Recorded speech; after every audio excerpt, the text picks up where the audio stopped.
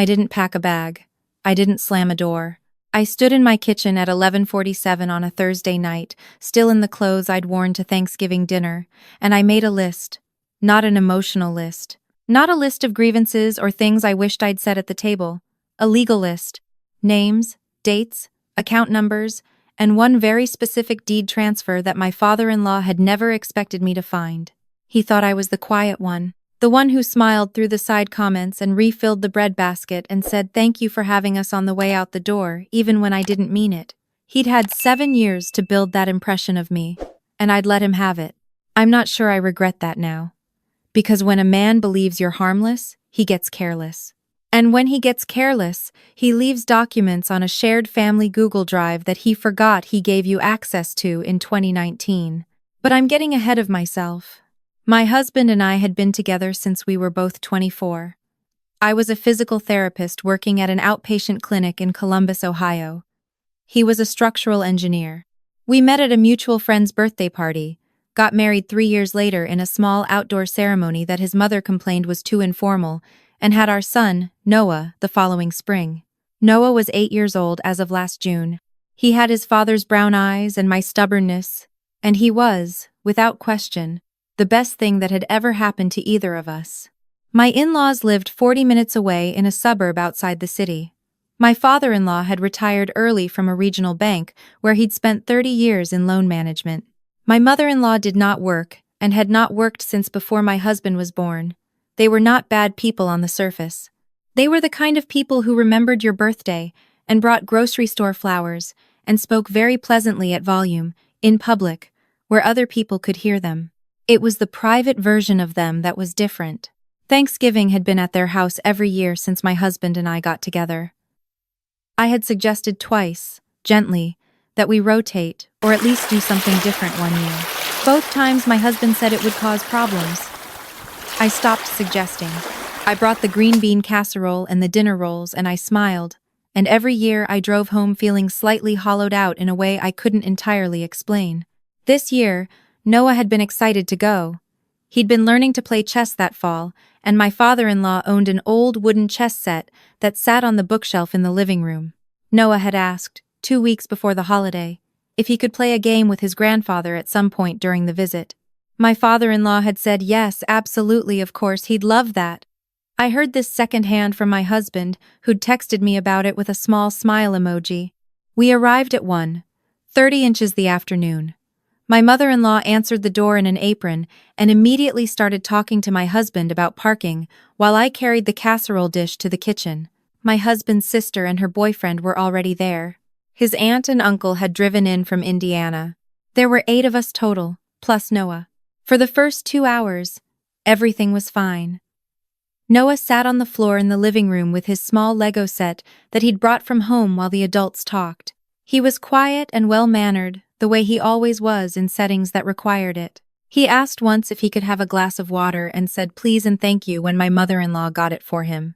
I watched him from the couch and felt that particular kind of peaceful that only exists in the eye of a storm, when you've survived the first part and you don't yet know the second part is coming. Dinner was set for 4 o'clock. At 3:15, I was in the kitchen helping my mother-in-law arrange the serving dishes when I heard my father-in-law's voice from the living room. It was raised just slightly, not enough to alarm most people. But I had learned to calibrate that voice the way you learn to calibrate a smoke detector in an old house by living with it long enough to know the difference between normal and not. I stepped to the doorway. Noah was standing in the middle of the room. The chess set was on the coffee table. Several pieces were scattered. One of them, the white queen, was on the floor near the couch.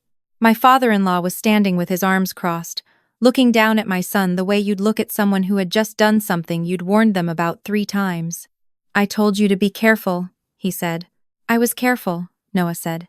His voice was small but even. He was looking directly at his grandfather, which I noticed because it was the kind of thing I'd taught him: look at people when you speak to them, even when it's hard. That chess set is 60 years old. It was my father's.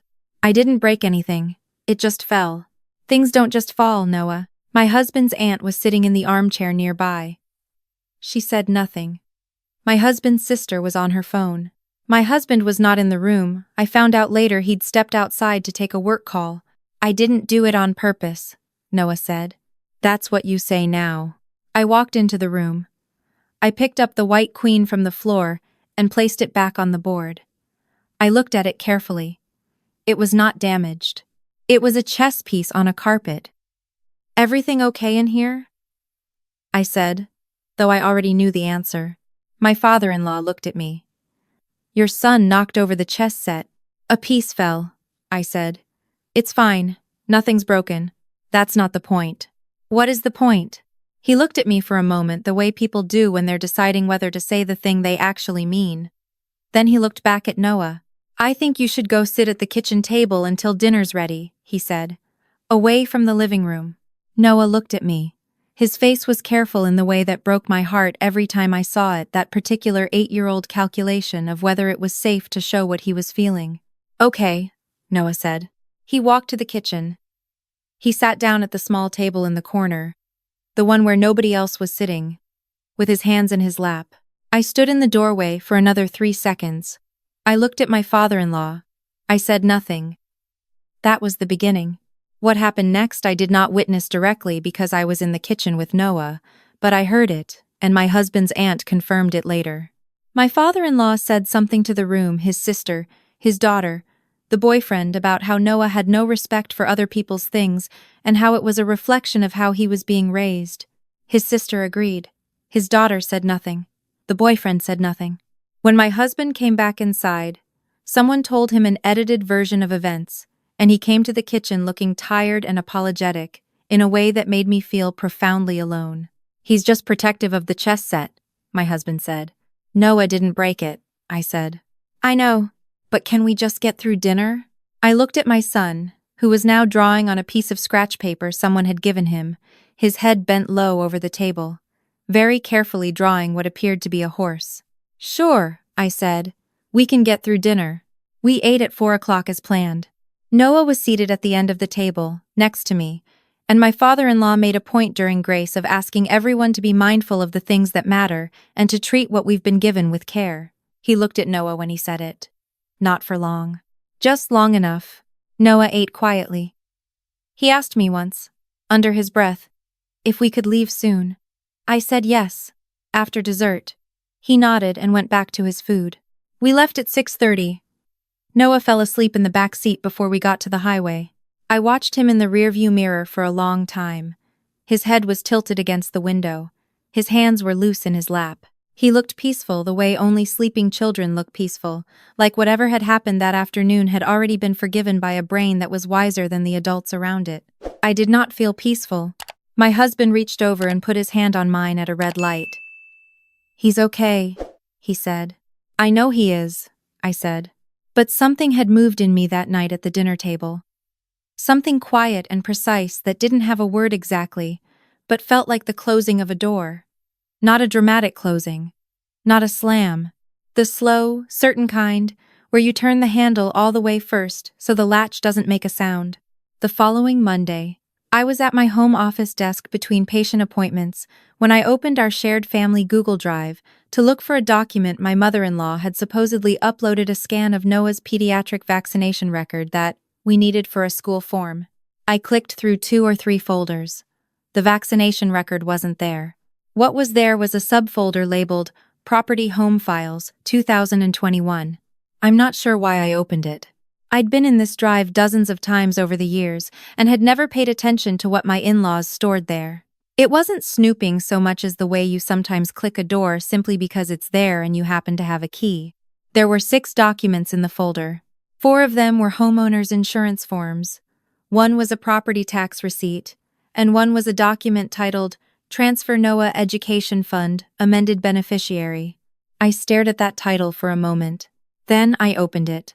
It was a 2-page form from a private investment account, not a 529, a private brokerage account that my father-in-law had opened in 2017, shortly after Noah was born.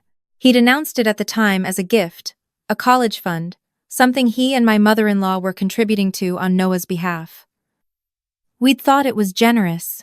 We hadn't asked many questions because it was his money, and his account, and his gesture, and asking too many questions about a gift felt ungracious. The form I was looking at was dated 14 months ago. It was an amendment to the account's beneficiary designation. The original beneficiary, established in 2017, had been Noah. The amended beneficiary was my father-in-law's daughter, my husband's sister. I read it again, then a third time. Then I opened a new browser tab and looked up the account institution listed on the form. I found their customer service number. I called it from my cell phone, stepped into the hallway outside my home office, and asked a very simple question in a very even voice. Whether a private investment account's beneficiary change required notification of the original beneficiary or their legal guardian, the representative told me that it did not. That a private account belonging to the account holder could be amended at any time without notifying anyone else. And the funds? I said. If the account was described publicly as being for a specific person, a grandchild, does that create any legal obligation? That would depend on whether there was a formal trust document or legal agreement, she said. If it was simply a verbal promise or informal designation, the account holder retains full discretion. I understand, I said. Thank you. I hung up and stood in the hallway for a minute. Then I went back to my desk and opened the Google Drive again and downloaded that document to my personal laptop. I also took a screenshot. Then I opened my calendar and blocked off 2 hours the following Thursday morning under the title Admin. I did not tell my husband that night. I needed to understand exactly what I was looking at before I brought him into it. Not because I didn't trust him, I trusted my husband, but because I knew that the moment I told him, the conversation would become about his parents and his sister and how to handle the family fallout, and I needed it to first be about Noah. About what had been taken from Noah. About what the number actually was. On Tuesday, I called an estate planning attorney I'd been referred to by a colleague. I explained the situation plainly. Informal gift account established for a minor grandchild. Verbal and social promise made at the time of establishment. Beneficiary changed without notification to the minor's parents. Amended to benefit another family member. The attorney listened. Then she said, "Is there any documentation of the original promise? Emails, texts, anything in writing?" I thought for a moment. My husband's parents announced it at a birthday dinner. There may be. I paused.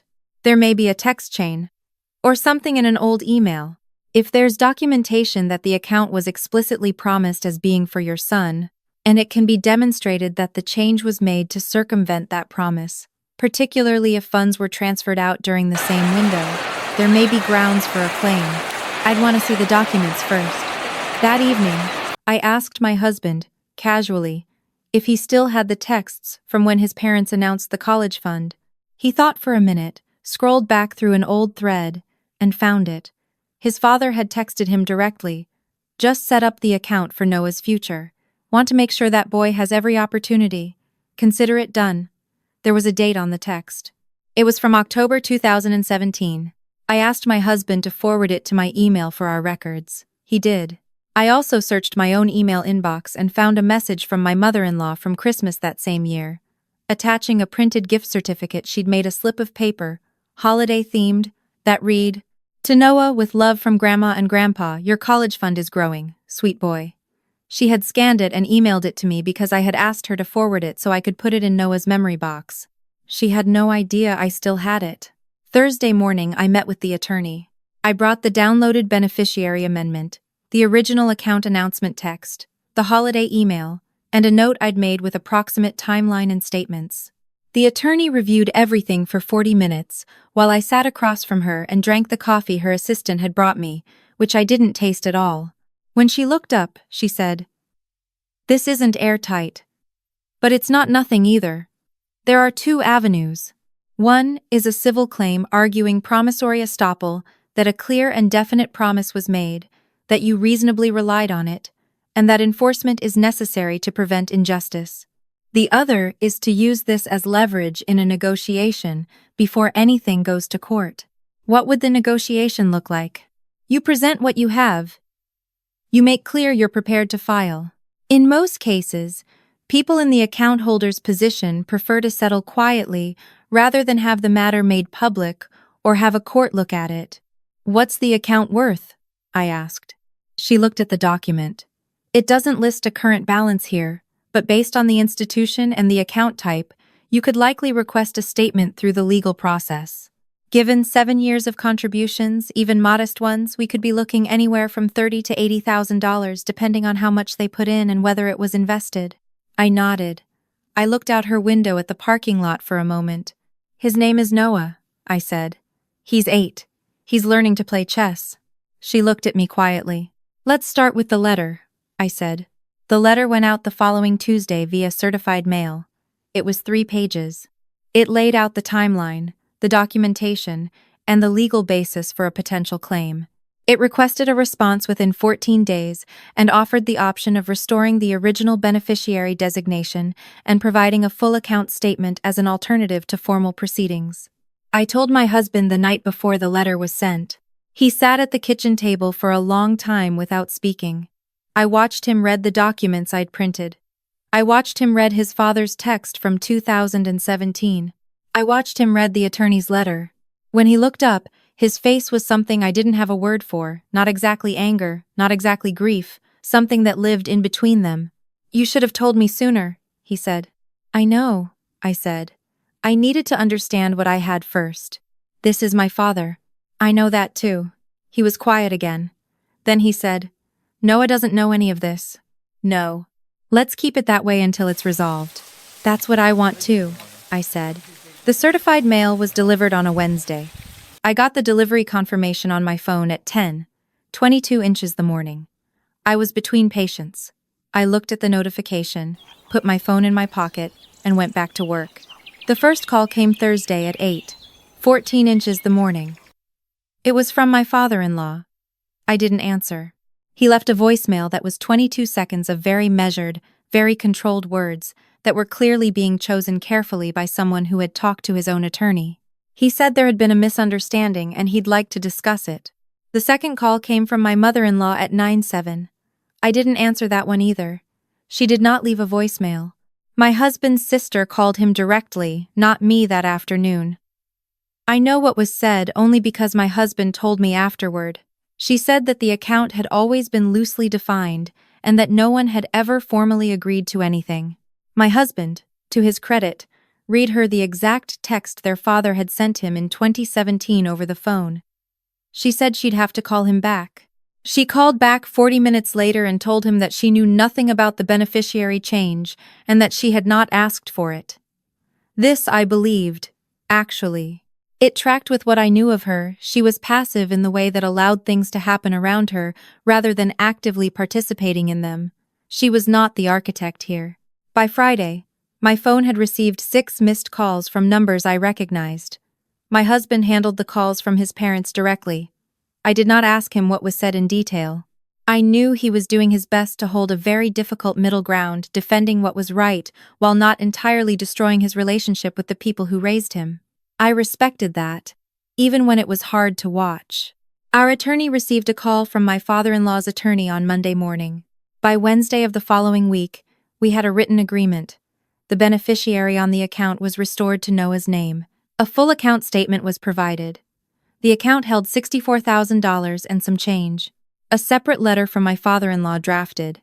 I could tell, by his attorney, because it did not sound like him at all, acknowledged the original intent of the account and confirmed it would remain designated for Noah's educational expenses until he reached adulthood. Our attorney advised us to have the funds moved into a formal 529 account in Noah's name with both my husband and me listed as custodians. We did this within 10 days. The morning the transfer confirmation came through, I was in the kitchen making coffee. My husband was at the table reading the news on his tablet. Noah was still upstairs, not yet awake, probably dreaming about horses or chess or whatever 8-year-olds dream about on a Wednesday in December. My husband set down his tablet and looked at me. $64,000, he said. Yes. He would have never told us. No, I said. He wouldn't have. My husband rubbed his face with both hands. I've been thinking about what you said when this all started, that you made a list. I did. You could have come to me first. I could have. I poured 2 cups of coffee, set one in front of him. But you would have called him, and he would have had time to move it. He was quiet for a moment. Then he picked up his coffee. Yeah, he said. You're probably right. I don't know exactly what the future of my husband's relationship with his father looks like. I know there have been 2 phone calls and 1 lunch that my husband attended alone. I know that some things, once you see them clearly, don't unsee themselves. I know that my mother-in-law sent Noah a birthday card last month with a $20 bill inside, which Noah thanked her for politely in a note we helped him write, because he is 8 years old and none of this is his fault and it never was. What I know for certain is this. There is a 529 account in my son's name, with $64,000 in it. His name is on it. His future is in it. No one can change the beneficiary without both his parents signing off, and we added language to ensure that won't happen quietly in the middle of the night by someone who assumed we weren't paying attention. The wooden chess set is still on the bookshelf at my in-laws' house. As far as I know, the White Queen is still standing. Nothing was ever broken. Noah asked me a few weeks after Thanksgiving if we could get our own chess set. I said yes. We found one at a second-hand shop downtown, not 60 years old, not a family heirloom, just a solid wooden board with pieces that fit cleanly in a cloth bag. We set it up on the coffee table in our living room, and Noah taught me the names of all the pieces, slowly, twice, until I got them right. He's patient like that. Patient in a way that sometimes catches me off guard, like he knows something I'm still learning. I think about the evening he sat at that kitchen table in his grandparents' house with his hands in his lap, drawing a horse on a piece of scratch paper, while the adults in the next room decided what kind of people they were. I think about how he looked in the rearview mirror on the drive home, asleep, his face completely at rest. I did not scream at the Thanksgiving table. I did not cry in my car on the way home. I opened a folder on a shared drive. I made a list. I made a phone call. I sat across from an attorney and drank coffee I didn't taste, and I said my son's name out loud in a room where someone was finally writing it down in the right column. That's all I did, and it was enough. If you're listening to this from somewhere quiet tonight, maybe you're putting dishes away, or sitting in a car in a driveway, or just trying to get through the end of a long day, I want to ask you something. Have you ever stayed quiet in a room because you thought staying quiet was the same as keeping the peace? I know I have. I did it for 7 years. I do not regret being patient, but I want you to know there is a difference between being peaceful and being invisible. One of them protects you, the other one just protects everyone else. Where are you listening from tonight? Drop it in the comments. I read every single one. And if this story meant something to you, if you've ever had to fight quietly for someone you love, hit the like button and stay with me. Thank you so much for being here.